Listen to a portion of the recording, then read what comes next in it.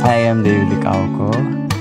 I work in GMA as an actor and entrepreneur. Alam mo, may nabasa pala akong article sa'yo na shinare mo, you earn 50 million a year. Nagkaroon ka na ba ng relationship sa showbiz? Na showbiz yung partner mo? Lumatawa ka na. Talagang parang natawa ka na lang bigla. Siya ba ang steadfast na love team mo ngayon? Yeah. Pero iba yung ngiti mo, ha? Natatawa ka na lang, ha? Masabi ako dito eh. Paano nga yun? Pareho kayong single. Paano nyo hina-handle yung lahat? Inaasar kayo, tas lahat gusto kayo magkatuluyan? Start naman. Oo. Ito na interview? Okay, galing nga. Alam ko like, 2017. So parang halos bagong-bago. We started modeling mga 2014. 2017 ba yung Chinatown, Mr. 2014. Paano ka nakasali doon? Parang nakita ko yung previous year, 2013, di ba? It was in ABS nga for the first time. Kasama ko itong Chinese, maybe next year I can try. Pero na-discover ka talaga sa Boracay? Boracay. Kasi uso before yung Lay Boracay. Nag-party-party lang, tapos may nag-approach lang sa akin na talent scout. Asked me if I wanted to be a model. Sabi ko sa mom ko, tinext ko siya. Sabi ko, ma, may nag-invite sa akin maging model. At that time, parang hindi ko maniisip na may itsura ko. For me at that time, maganda lang yung katawan ko kasi nga we were preparing for it. Ilang taon ka lang nun? Nag-start ka ng mga ganon? I was 18, I think. Yeah. Batang-bata pa. Parang, technically, parang halos totoy pa yun. Yeah, pag 18, 17, no? Pero yung bata ka, ang pangarap mo ba mag-artista? Hindi. Hindi talaga. Ang dream mo was? Was to become a basketball player professionally. Pero never pumasok sa isip ko na pwede akong maging actor. Until 2017 nga. Kinuha na ako ng GMA. So, nag-ABS for a while, pero doon talaga nagtuloy-tuloy sa GMA. Yeah. Pinaka-regular show ko talaga was Mulawin versus Ravenna. Yeah, but at that time, I didn't like acting pa eh. Hindi mo pa gusto? Hindi pa. Dahil? Hindi ko pa alam kung ano yung ginagawa ko actually. So, parang naglalaro lang ganon? Naglalaro lang. Tapos kumikita ng pera. Tapos may fame. Oo, ganon. A little bit of fame na parang, enjoy. Oo, ganon. Until such time na na-realize mo na, pwede pala itong maging trabaho. No, this is something na pwede kong seryosohin. Yeah, exactly. Yung craft. Yeah. Hindi lang siya all glitz and glamour. Yeah. It's hard work. Yung pagiging aktor. Yeah. So, sineryoso mo siya after Mulawin? Siguro nagustuhan ko siya noong mga 2021. Yung show ko na Heartful Cafe. Parang doon ko na-realize na parang, ay, wow, saya pala mag-acting. Diba, nag-acting workshop ako. Tapos, nung sineryoso mo, doon ka na napansin na magaling kang actor, di ba? Unti-unti nakukuha mo na yung recognition na, sino tong David na mahusay na aktor? Di ba? Oo, ganun. Actually, nung Maria Clara Ibarra talaga ako nakilala ng mga tao. And then from there, Pulang Araw, Maging Sino Ka Man. So I think yung Pulang Araw yung minahal ko talaga na show. Dahil? Siguro na-embrace ko na yung pagiging actor, yung craft nga, like what you said.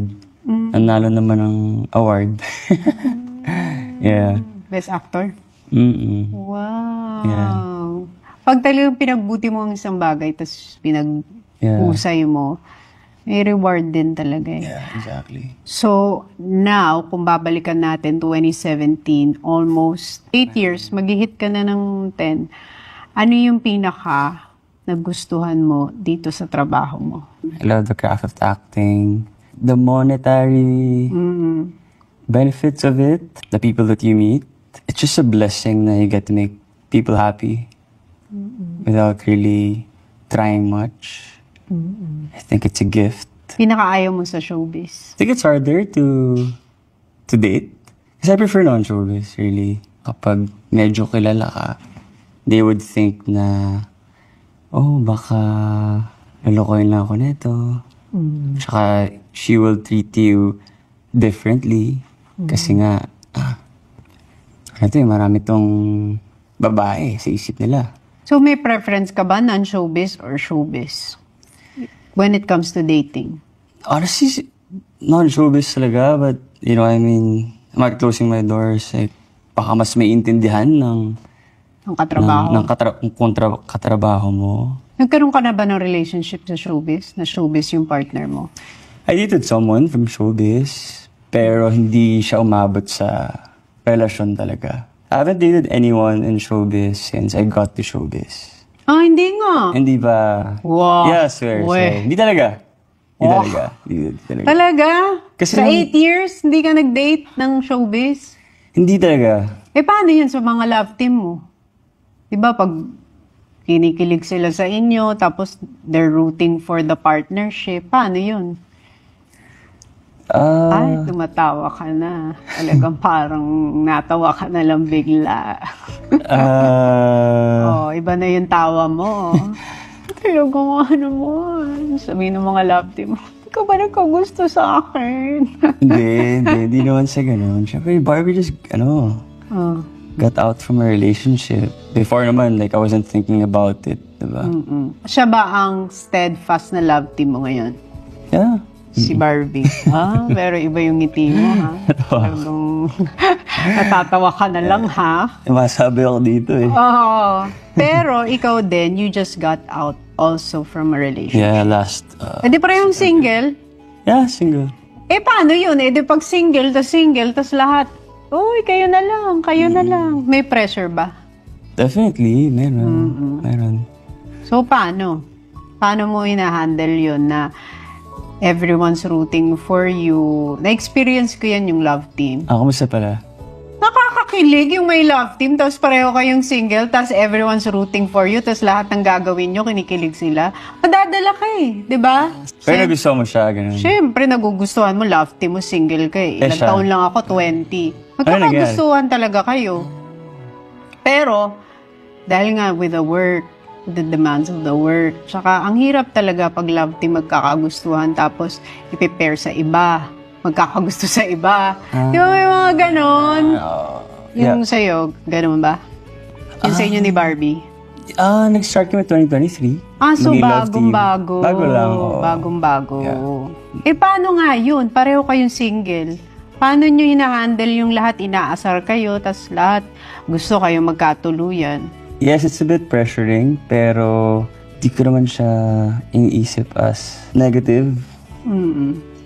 Siguro for me, if it happens, it happens. Uy, ano daw yung pinost mo? Yung chill lang. Some people think na, I'm riding the breakup. The breakup, diba? Tapos binabash ako ng mga tao sa comments saying na parang si David yung dahilan. Sabi ko, okay, post na ako ng picture na chill lang. Pero kasi yung chill lang na caption, kinakaption ko rin siya sa mga previous posts ko. So, hindi naman talaga siya parang, di ba? I mean... Nirelate lang ng mga tao. Alam mo naman ng mga tao. Sensitive sila, tsaka conscious sila. Feeling nila connected lahat. Oo, ganyan. Parang lahat connected lahat sa mga bagay-bagay. No? Wala lang naman akong magawa that day. So, chill lang sila. Chill lang. Hindi connected yun doon. Hindi connected yun doon, definitely. Pero na ngayon, nasa mature stage in your life. You're 30 years old. Yeah, I think pag 30 ka na, medyo mas stable na yung mindset mo na ito ang gusto ko sa babae, ito yung hindi ko gusto sa babae. Unlike whereas when you're in your teenage years, 20s, diba parang... Pag pogi lang, pwede na yan. Maganda. Ito na yan. Ngayon, medyo pag 30 ka na, medyo, tas nagkaroon ka na rin ng mga relationship na nananavigate mo na ito ang mga qualities na gusto ko. Isa-isahin natin. Go! Siyempre, physically, maganda. Siguro, chinita na, hindi masyadong chinita. Ayo! Nahirapan mo naman sila. Yung mukhang chinitang hindi chinita. Very specific medyo hilaw. May pagka-mistisang chinita, gano'n. Ganun type ko. Maputi. Mahilig siya sa maputi. Chinitang, hindi may pagka-chinitang mistisa. Yeah. Kayo na bahala mag-isip kung ano yon. Okay, ano pa yung isa? When you look at a girl, anong una mong napapansin? Eyes? Nice. May ganun eh, no? Ikaw ba? Ako gusto ko yung profile ito. Kasi gusto ko yung parang matangos ang ilong. Kaya mo si Paul. Parang hindi nag-bend yun dito. Parang after ng noo, ilong agad. Nagagapuan ako sa profile na gano'n ng lalaki. Hindi ito pag matangos yun dito. Oo, kasi parang frustration mo yun. Sabi ko, sana maganda ilong ko. So, pag sa lalaki, pag makita mo, yun napansin mo. Yun ang una ko napapansin yung profile, lalo pag sumay view, ha? Yun, parang ang lakas ng dating sa akin pag may gano'n. Yung parang, yun lang naman sa physical. Pero dito tayo sa personality. Ano yung attractive sa'yo pagdating sa personality ng isang babae? Someone who's really nice, genuinely nice. Yung may empathy. Na ang hirap i-determine ngayon kung ano ba yung nice and genuinely nice. Yeah, exactly. Diba? Someone who's in touch with life. Obo, ano naman yung in touch with life? I-explain mo naman sa amin. Para yung mga girls, David, ano ba yung in touch with life? Touch na ba namin lahat? Ano bang in touch with life? Okay, let's say sabihin natin yung hindi masyado nag-cellphone. Yung parang present. Do you get me? Hindi masyado nag-social media. Kasi when you're like that, parang mas in touch ka in life. You're more assertive, you are more relaxed. Medyo wala kang pakialam sa inisip ng mga ibang tao. So parang simplified term ko lang siguro siya. Someone who's like that. And mamahalin ako, syempre. Caring. And understands my job. Of course. Yung pinaka-importante. Understanding. And emotionally stable. Naku, patay tayo dyan. Emotionally stable ba tayo mga babae? Parang hindi naman tayo masyadong ganun kasi may mga bisita tayo every month. May hormonal imbalance sa mga babae, so hindi natin masasabi kung emotionally stable ba tayo. Well, syempre, understanding naman ako. Pero gets ko yung sinasabi mo, lahat naman ng lalaki gusto nila sa babae is emotionally stable. Ayaw nila nung parang ganito, tapos mamaya parang magulo. Di ba? Parang masaya ka lang kanina, ba't ngayon ang taray mo na? Yeah. Di ba? Pero, yan ang maganda sa babae. Unpredictable sila. Kaya na-challenge yung mga lalaki. Kaya na-challenge yung mga... The very thing na ayaw ng lalaki sa isang babae is the very thing that makes a woman exciting. Right. Okay. Diba? Kasi hindi mo naman gusto ng boring. Medyo madali, easy. Diba? When do you see yourself settling down? As soon as find the right one, and kapag okay na ako sa career ko, kapag nasabi ko sa sarili ko na, okay na ako. Yung roles ko kasi, leading man eh. Diba? So, obviously, if you settle down this early, you wouldn't get like a leading man role. I mean, do you agree? Oo, kasi parang maano ka na as married typecast. Oo, siguro ganun. So gusto mo munang ma-maximize. Maximize everything I can get from showbiz. Pero feeling ko, when it comes to being financially stable, parang nandun ka na. Kasi isa sa mga trait ng mga Filipino-Chinese is masinop sa pera. Yeah. And business-minded. Doon lumabas yung pagka-Chinese mo. Yeah. Kasi ang dami mong business. Sakto lang. Enumerate natin ang mga business mo. Ano mga business mo? So, I have Sobra Cafe in Molito, Alabang, and Opus Mall in Quezon City. So, punta kayo doon. Promote So, may cafe ka? Ano pa yung isang mo business? And then I have Kuya Korea. It's a fast food. Korean fast food. Casual fast food. We have an SM Clark, SM Manila, and Araneta Center, Cubao. Ano pa yung isang mong business? And then, I have like mga sidelines na construction. May construction ka din? Opo, talaga. Mga government projects, ganyan. Okay. And then I also have Good Drip. It's a beauty coffee.